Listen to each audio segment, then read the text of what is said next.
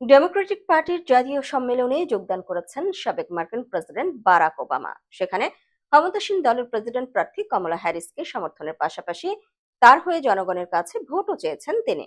স্থানীয় সময় গত সোমবার ডেমোক্রেটিক পার্টির সম্মেলন শুরু হয়। সম্মেলনের দ্বিতীয় দিন মঙ্গলবার মঞ্চে আসেন ওবামা।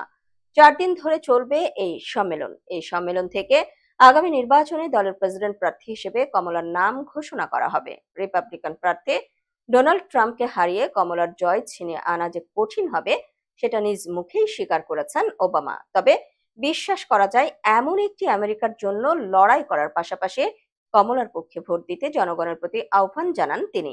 ওবামা বলেন, ডোনাল্ড ট্রাম্প ক্ষমতাকে নিজের স্বার্থ উদ্ধারের মাধ্যম ছাড়া আর কিছুই ভাবেন না।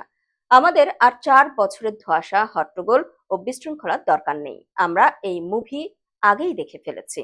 আর আমরা সবাই জানি যে সিকুয়েল সাধারণত খারাপ হয়। আমেরিকা নতুন অধ্যায়ের জন্য প্রস্তুত, নতুন গল্পের জন্য প্রস্তুত। আমরা প্রেসিডেন্ট কমলা হ্যারিসের জন্য প্রস্তুত।